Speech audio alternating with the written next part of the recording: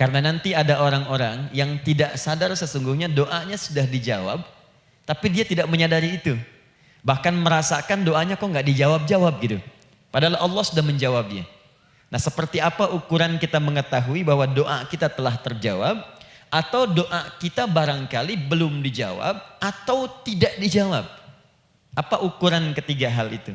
Itu yang coba kita turunkan di pembahasan pagi ini. Mudah-mudahan dengan itu kita nanti akan lebih pandai bagaimana cara menyikapi doa dalam hidup, seperti apa doa dipanjatkan, kapan kita berdoa, dan kita tahu, oh ini hasil dari doa yang telah kita panjatkan. Alhamdulillahi Rabbil Alamin Alladhi amarana bid-du'a Faqala Wa qala rabbukum ud'uni astajib lakum Fawa'adana bil-ijabati faqala Wa idha sa'alaka ibadi anni Fa inni qariba Ujibu da'wata ad-da'i idha da'an Wassalatu wassalamu ala rasulillahi alladhi وعدنا بالإجابة عندما ندعو إلى الله سبحانه وتعالى فقال من ضمن دعائه في أسماء الحسنى اقتداء من أصحابه صلى الله عليه وسلم أرأيت ماذا دعوت فقد دعوت بأسمائه الأعظم إذا دعي بها أجاب وإذا سئل بها أعطى اللهم صل وسلم وبارك على رسولك الكريم النبي الأمين وعلى آله وصحبه وأمته إلى يوم الدين أما بعد فيا عباد الله أوصي نفسي وإياكم بتقوى الله فقد فاز المتقون فلا تموتن إلا وأنتم مسلمون. Saya ingin mengajak pada seluruhnya tanpa kecuali, mari kita senantiasa bersyukur pada Allah Subhanahu wa taala atas nikmat yang telah kita dapati sampai dengan pagi hari ini. Syukur itu selalu menambah ketenangan di dalam jiwa. Syukur itu bisa mengentaskan sebagian persoalan hidup yang kita rasakan. Syukur itu bisa menambah kekuatan dari perasaan lemah yang kita rasakan. Dan syukur itu puncaknya bisa mengantarkan ke dalam surga terbaik yang dijanjikan, hingga Allah menyebutkan kemudian dalam Al-Quran, wa qalilun min ibadiyasy syakur. Sedikit sekali di antara hamba-hambaku itu yang bisa menjadi orang yang pandai bersyukur kepada Allah Subhanahu wa taala. Mudah-mudahan hidupan kita sampai hari ini seluruhnya diterima oleh Allah Subhanahu wa taala sebagai amal saleh, dan semoga yang belum mendapatkan hidayah untuk berislam sampai dengan pagi hari ini dihunjamkan hidayah kepada dalam jiwanya oleh Allah Subhanahu wa taala agar bisa berislam sebelum wafat menghadap Allah Subhanahu wa taala. Baik, hari ini kita akan belajar. Saya akan cepat masuk kepada pembahasan karena waktu kita cukup singkat, tentang orang-orang yang dikabulkan doanya yang tersebut dalam Al-Quran khususnya dan sunnah-sunnah Rasulullah Sallallahu Alaihi Wasallam. Kita akan bagi pembahasan kita ke dalam 3 bagian. Pertama, kenapa kita mesti berdoa? Di poin pertama. Yang kedua, bagaimana cara berdoa yang baik, yang cepat dikabulkan oleh Allah Subhanahu wa taala. Yang pertama, mengapa kita mesti berdoa? Esensi doa itu apa, kan?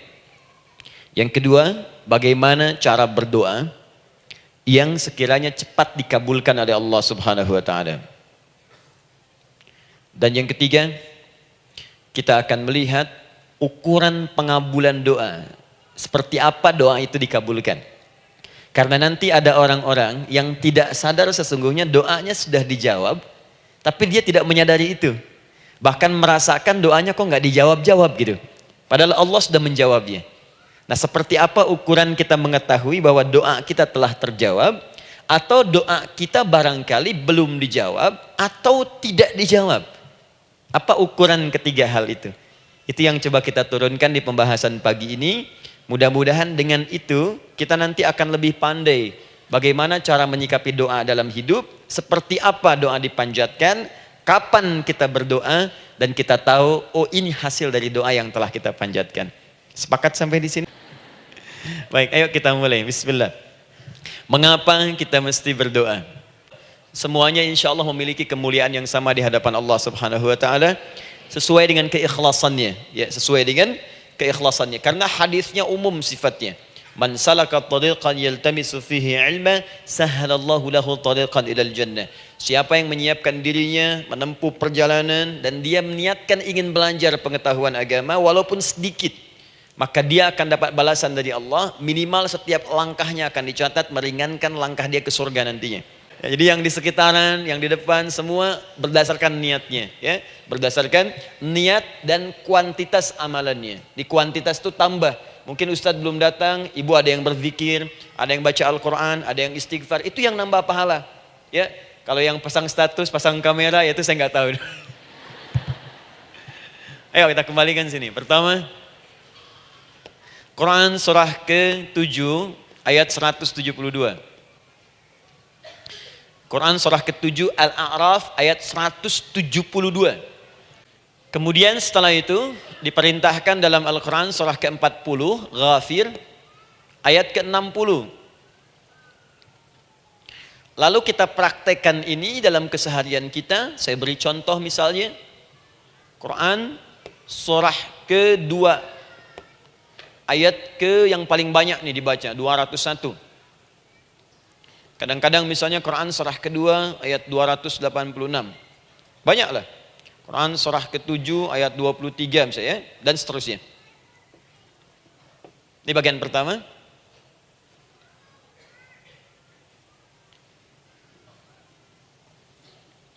Bagian kedua, nanti kita akan belajar bagaimana cara berdoa yang baik yang dikabulkan. Kita ambil satu Quran ke-2 ayat 186. Kemudian yang kedua kita ambil contoh Quran surah ke-17 ayat 110. Kemudian yang ketiga kita ambil contoh yang paling dahsyat di Al-Quran surah ke-3 ayat 38 sampai 39. Ada yang belum berdoa sudah dikabulkan. Masya Allah. Ini ada di Quran misalnya surah ke-3 ayat 31. Nanti turunan amalannya misal di Quran surah 51 ayat 15 sampai dengan 18. Saya bulati yang 18-nya. Bagian ketiganya nanti kita uraikan di bagian akhirnya. Baik, kita bisa mulai insyaallah. Baik, kita bagian pertama, mari kita mulai. Saya ingin berkisah sejenak dengan menyampaikan Quran surah ke-7 Al-A'raf ayat 172. Allah berfirman, A'udzubillahi minasyaitonir rajim, wa idz akhadha rabbuka min bani adama min zuhurihim dzurriyyatahum wa ashhadahum ala anfusihim alastu bi rabbikum qalu bala syahidna. Ada ayatnya? Baik ya, di Quran surah ke-7 Al-A'raf ayat 172. Wa idz akhadha rabbuka min bani Adam. Kata Allah, dan ingatlah, pahamilah, pelajarilah, dalamilah. Teman-teman sekalian, ingat kalimat idz itu, idz dalam Al-Quran, termasuk dalam bahasa Arab, itu bukan sekedar mengingat. Idz itu bisa mengandung arti memahami dengan dalam. Menganalisis. Ya, memaknai itu idz. Jadi bukan sekedar mengingat. Bukankah ibu kalau mengingat sesuatu berusaha mendalaminya? Ya, kalau nggak percaya saya tanya begini. Coba ibu ingat kemarin jam 5 sore ada di mana? Bukankah sekarang sedang mendalami sesuatu? Sedang mencari memori jam 5 sore kemarin ada di mana? Setelah itu dihimpun jadi sesuatu lalu disampaikan dengan terstruktur, dengan rapi. Oh, kemarin saya ada di sini, di sini, di sini, mengerjakan ini. Itu idz dalam bahasa Arab. Kalau di Al-Quran ada kalimat idz. Itu berarti bukan sekedar kita diminta mengingat, tapi juga merenung, mendalami, memahami dengan dalam. Paham insyaallah? Baik, sekarang perhatikan. Nanti kalau ibu baca Al-Quran, maksud saya, ibu bisa menerjemahkan sendiri dan memahami dengan baik. Ya, misal kalimat idz pertama dalam Al-Quran misal ditemukan di Quran surah kedua ayat 30. Wa idz qala rabbuka lil malaikati inni ja'ilun fil ardi khalifah. Idz akan ditemukan. Nah, sekarang ayat tentang korelasinya dengan doa, kita buka Quran surah ke-7 tadi ayat 172. Wa idh akhadha rabbuk, dan pahami ya kata Allah, renungkan ya, maknai dengan dalam ketika Allah menyampaikan membuat komitmen dengan semua anak cucu Adam tanpa kecuali. Semuanya. Ingat kalau ditemukan kalimat Bani Adam. Bani Adam disebutkan 7 kali dalam Al-Quran. Ya. Berapa kali? 7 kali. Kalimat Bani Adam. Bani Adam. Ini menunjuk pada semua keturunan anak cucu Adam sampai selesai kehidupan. Ya, dari Nabi Adam alaihissalam, kemudian pasangannya Sayyidah Hawa alaihissalam, kemudian keduanya mulai berumah tangga, melahirkan keturunan, diabadikan di Al-Quran surah keempat, ya, surah Ibu, ayat yang pertama. Ya ayyuhan nasu taqu rabbakumul ladzi khalaqakum min nafsin wahidah wa khalaqa minha zawjaha. Di situ kemudian ada Adam, zaujaha Hawa, ya. Wa batha minhuma rijalan katsiran wa nisaa. Dari situ turun keturunan laki-laki perempuan, laki-laki perempuan. Nanti menyebar, Bu, ya, menyebar. Ada yang ke Chicago, ada yang di Chicago, ada yang di Singaparna, ada yang di Singapura. Semua nyebar. Ya, di Sunda, dari Jawa sampai ke Sumatera, sampai Indonesia, sampai Nusantara, sampai Asia, Eropa, sedunia. Nanti penyebarannya disebutkan di Quran surah ke-49 ayat ke-13. Ya ayyuhan nasu inna khalaqnakum min dzakarin wa untha. Hai manusia, semua saya ciptakan ada 2 jenis. Kalau bukan laki-laki itu pasti perempuan. Jadi tidak ada yang ketiga. Ingat ya? Kalau bukan laki-laki siapa? Perempuan. Jadi tidak ada misalnya, maaf, laki-laki yang keperempuan-perempuanan, yang gerakannya melambai, ya, kata-katanya terlampau lembut misal, dan tidak ada pula perempuan yang perkasa, ya, terlampau kuat misalnya, melampaui batas-batas standarnya. Jadi kalau bukan laki-laki pasti perempuan. 2 saja. Jadi kalau misalnya masih ada yang bingung, tentukan dirinya, ya, dan lihat fitrahnya. Lihat fitrahnya. Baik, kemudian waja'alnakum syu'uban wa qabaila. Kami tempatkan kalian mungkin beda-beda tempat. Syu'ub, beda tempat. Ya, ada yang misalnya RT, RW, kecamatan, beda kampung, beda negara, sampai seluruh dunia. Wa qabail, satu tempat itu sukunya bisa beda. Coba Ibu lihat misalnya, ya, di daerah Sumatera saja ada berapa suku? Di Sunda paling banyak suku, ya? Banyak sekali. Jadi bisa lain-lain, bisa beda-beda. Nah, lita'arafu, semua saling mengenal, silakan. Nah, ketika semua tadi ditempatkan di semua pelosok dunia, baik laki-laki, perempuan, dari anak keturunan Adam, itu semua anak keturunan Adamnya disebut dengan satu nama saja dalam Al-Quran, yaitu Bani Adam. Jadi kalau kita mau cari keturunan kita, sampai ke asal mula kita, dari kita sekarang hidup, itu semua akan tersambung kepada Adam alaihissalam. Puncaknya akan ke sini. Ya. Dan tidak akan nyasar kemana-mana, Bu. Ya, ada sebagian manusia nasabnya tidak ingin ke Adam, inginnya bergeser, sehingga mengatakan manusia berasal dari monyet katanya. Ya. Ada yang berkata begitu. Ibu sampaikan saja kalau bapak dari monyet, silakan saja, jangan ngajak-ngajak saya, gitu ya. Nah, jadi semua manusia itu pasti akan kembali ke sini, ya, ke Adam alaihissalam. Karena itu saya pernah sampaikan termasuk di sini di hadapan ibu semua, masih ingat? Mukjizat pertama Rasulullah sallallahu alaihi wasallam saat lahir ke muka bumi. Ingat, Nabi itu sebelum dilantik menjadi Rasul dalam usia 40 tahun, turun surah Al-Alaq, itu diberikan oleh Allah keistimewaan tanda-tanda kenabian. Apa di antara tandanya? Allah perjelas nasab keturunannya sampai Nabi Adam, padahal lahirnya itu ayahnya sudah wafat. Di lahir beliau, ayahnya wafat, tapi nasabnya diperjelas sampai Nabi Adam. Sehingga jelas, orang tidak bisa menyoal. Ini orang nggak jelas nih, ya. Kan suka ada begitu, Bu, ya. Tiba-tiba datang menerangkan sesuatu, siapa itu? Itu nggak jelas. Bahkan sekarang sering muncul statement, siapa sih Ustadz itu? Itu Ustadz nggak jelas. Ya. Nabi nggak bisa disoal, karena semuanya jelas. Nasabnya jelas, keturunannya jelas, kemuliaannya jelas, ilmunya jelas. Jadi kalau orang mau menyoal nggak punya peluang. Siapa kamu Muhammad? Saya jelas keturunannya.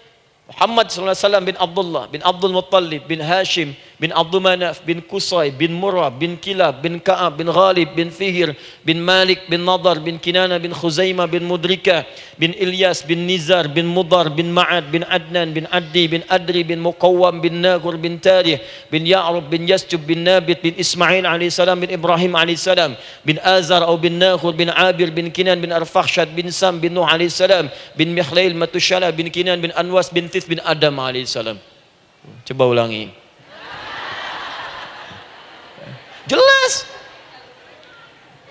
Jelas. Jadi orang nggak bisa nyoal, itu mukjizat ya. Keistimewaan pertama sebelum Allah kemudian angkat menjadi nabi dan rasul di usia 40 tahun. Jadi kalau ibu ditanya, kamu jelas enggak? Jelas. Apa binnya? Bin Bani Adam. Itu bocoran dari Al-Quran.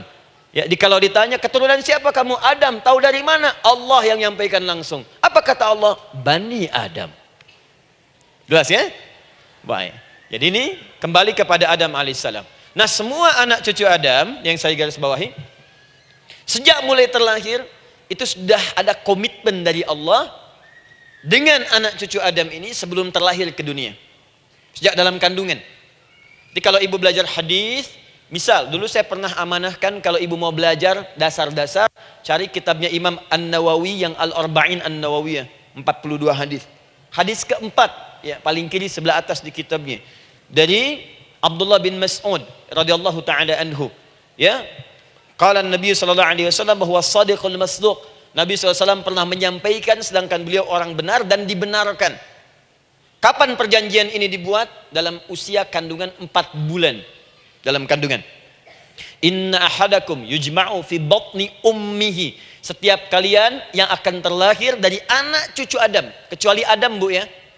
Ingat, kecuali Adam, kecuali Hawa. Karena ini asal mula manusia keduanya. Tapi keturunan Adam dan Hawa akan mengalami proses yang sama. Dikandung dulu ibundanya, kemudian terlahir. Adam tidak dikandung, ingat, Adam tidak ada bapak, Adam tidak ada ibu. Langsung diciptakan wujudnya oleh Allah Subhanahu wa taala dari bahan dasar yang sama dengan manusia. Ya, karena itu saya pernah ditanya, pernah berdialog, ya, Ustaz, ini spesial Nabi Isa ini. Ya, spesial, Yesus Al-Masih Nabi Isa spesial. Karena itu diangkat sebagai Tuhan. Apa yang spesial? Kata beliau, karena ini bisa menghidupkan yang mati. Yang kedua, ini lahirnya beda dengan orang biasa. Bagaimana lahirnya? Tanpa bapak. Ibu saja tanpa bapak. Mana ada manusia yang lain seperti ini? Saya bilang, Adam lebih spesial lagi. Lahir tanpa ibu, tanpa bapak. Kenapa nggak jadi Tuhan? Tapi kan Adam nggak bisa menghidupkan yang mati. Dengan izin Allah, maaf, Nabi Ibrahim lebih canggih lagi. Buka Quran surah kedua, ayat 260. Paling kiri sebelah atas. Wa idh qala Ibrahim rabbi arini kaifa tuhyil mauta qala awalam tu'min qala bala walakin inna qalbi. Ketika Ibrahim bermohon kepada Rabbnya, ya Allah, tolong tunjukkan kepadaku bagaimana cara menghidupkan yang mati. Kata Allah, kamu masih nggak yakin? Kata Ibrahim, saya yakin-yakinnya, cuma supaya hati saya tenang membuktikan kepada yang lain tentang kuasamu. Kata Allah, gampang. Lalu Allah berikan kemudian satu ketentuan sama persis dengan Nabi Isa, cuman prosesnya lebih canggih. Kalau Nabi Isa tepuk mayatnya, bangun, bicara. Nabi Ibrahim kata Allah, nih ambil burung, potong-potong dulu, dicincang dulu. Sudah dicincang kemudian, mayatnya disimpan, jasadnya di tempat bukit yang berbeda. Kalau sekarang potong burung, simpan di bukit satu, jasad yang kedua simpan di bukit B. Kepalanya simpan di bukit A, ekornya simpan di bukit B, badannya simpan di bukit C. Panggil dengan nama Allah. Thummat uhunna ya'tina kasa'ya. Panggil bismillah dengan nama Allah, hidup. Sama persis dengan Nabi Isa. Dengan nama Allah biiznillah, hidup. Nabi Ibrahim biiznillah, dengan nama Allah hidup. Menyatu semuanya jadi satu. Psst. Kalau Nabi Isa kemudian ada yang menduga sebagai Tuhan, kenapa Nabi Ibrahim tidak angkat jadi Tuhan? Paham ya? Nah, ini menunjukkan bahwa ada pola pemikiran yang harus dikembalikan supaya benar cara memahaminya. Jelas sampai sini? Maaf saya sedikit agak lompat ya. Saya kembalikan kemudian, perhatikan sini. Inna ahadakum yujma'u fi batni ummihi. Karena itu semua anak cucu Adam, beda dengan Adam, akan proses lahirnya dikandung dulu di perut ibundanya. Fokus baik-baik. Arba'ina yauman nutfah, 40 hari pertama baru kemudian proses antara spermatozoa dengan ovum berproses. Thumma yakunu mithla dzalika, kemudian alaqah, 40 hari yang kedua jadi alaqah, zigot yang menempel di dinding rahim. Thumma yakunu mithla dzalika mudghah. 40 hari ketiga berbentuk mudghah, sudah mulai berbentuk daging sekeratan, ada bentuknya. Dan usianya sudah 4 bulan, 40 hari ketiga, 120 hari. 120 hari. Thumma yursalu ilaihil malak, kemudian diutuslah malaikat, fayanfukhu fihi ruh, maka ditiupkan roh ke dalamnya. Jadi ingat, kalau di antara sini, di antara kita ada ibu misalnya yang tengah hamil, tengah mengandung, ingat baik-baik, atau keluarganya, kerabatnya, usia 4 bulan itu roh sudah ditiupkan. Di kandungan sudah ada rohnya. Hati-hati ya. Berapa bulan? 4 bulan. Karena itu nanti ada ayat dalam Al-Quran, Quran surah ke-7 ayat 189. Di posisi ini harus banyak berdoa dan beramal soleh. Ingat ya, berdoa, beramal soleh, minimal minta kepada Allah. Da'awallaha rabbahuma la in ataitana shaliha lanakunanna minasyakirin. Minta banyak kepada Allah, ya Allah jadikan anak saya anak yang soleh, jadikan anak saya anak yang soleh. Dari usia itu 4 bulan sampai ke atas menjelang lahiran. Nanti diiringi oleh amal soleh kedua orang tuanya. Ini sudah penelitian dokter muslim, khususnya di Asia Tenggara. Saya diskusi dengan seorang dokter muslim, ternyata ada korelasi amal soleh yang dikerjakan kedua orang tua, ayah dan bunda, atau calon ayah dan bunda, kepada anak yang sedang dikandung, yang belum dilahirkan. Jadi kalau orang tuanya rajin baca Al-Quran, itu berpengaruh ke anak, Bu. Dan penelitian terkini, itu mempercepat anak itu menjadi seorang penghafal Quran ketika lahir. Ya, pernah satu kali dibacakan Al-Quran, posisi janin itu berubah. Seperti sujud gitu. Itu penelitian sudah di MRI waktu itu dilihat ya, kelihatan. Jadi ada korelasi antara kesolehan orang tua dengan kesolehan anak yang sedang dikandung. Hati-hati ya. Tapi yang penting diketahui adalah dalam usia kandungan 4 bulan itu disebutkanlah isyarat di Quran surah ke-7 ayat 172 terjadi perjanjian komitmen dengan Allah Subhanahu wa taala. Apa perjanjiannya? Wa idh akhadha rabbuka min bani adama min zuhurihim dzurriyyatahum wa ashhadahum ala anfusihim. Lihat perjanjiannya, saya fokus di kalimat ini, alastu bi rabbikum. Rabb. Apakah engkau akan berkomitmen saat ini? Bersaksi? Karena kalimatnya bersaksi.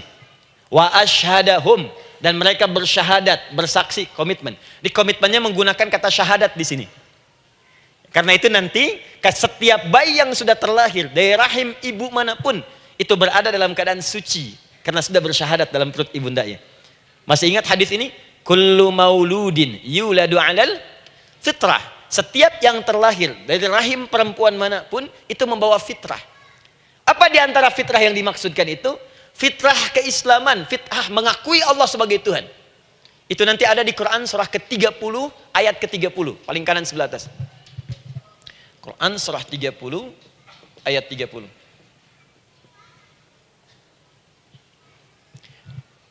Fa'aqim wajhaka lid-dini hanifa. Hai setiap manusia, fa'aqim wajhaka, hadapkan, pasrahkan, arahkan dirimu sepenuhnya. Lid-dini, pada ketentuan ad-din, hanifa, dengan lurus. Di setiap manusia itu punya fitrah untuk beragama. Punya kecenderungan untuk mencari Tuhan. Silakan ibu cek, manusia manapun yang pernah hidup, itu pasti akan mencari Tuhan. Silakan.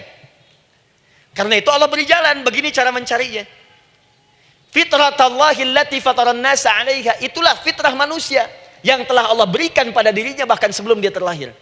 Di antara fitrah manusia ada kecenderungan untuk mencari Tuhan. Ada kecenderungan untuk mendekat kepada Allah. Bahasa Qur'annya din, lid-dini hanifa. Apa itu din? Itulah Islam. Quran surah ke-3 ayat 19. Inna dina indallahil Islam. Karena itu silakan cek, semua orang itu pasti akan mencari Tuhan. Setiap manusia.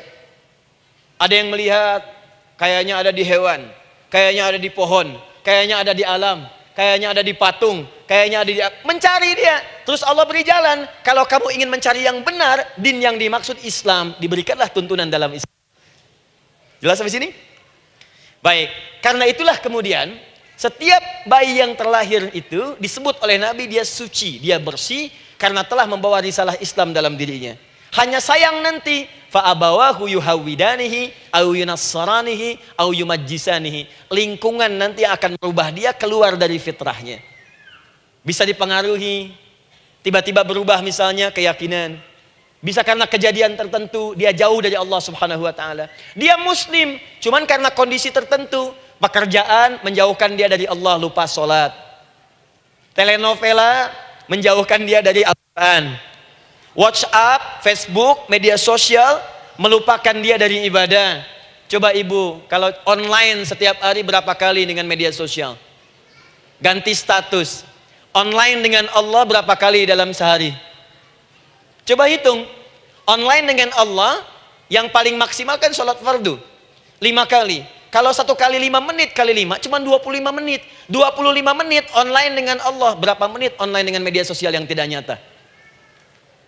Dan cita-cita masuk surga. Ayo sini. Nah, saya belum selesai. Jadi yang pertama, dalam perjanjian 4 bulan ini, pertama ada komitmen bersyahadat menuhankan Allah. Tapi yang kedua, ini yang dahsyat. Perhatikan kalimatnya, fokus. Saat Allah memperkenalkan dirinya, dalam kandungan kita, usia 4 bulan itu, dengan nama apa Allah memperkenalkan dirinya? Coba lihat ayatnya. Alastu bi rabbikum, dengan nama Rabb. Wa id akhadha rabbuka min bani adama dzurriyyatahum. Awas, wa ashhadahum ala anfusihim. Alastu bi rabbikum, dengan nama Rabb. Nah, ibu sekalian, kata Rabb ini itu berasal dari kata ar-rububiyah. Ar-rububiyah yang berarti sifat merawat, memberikan semua kebutuhan.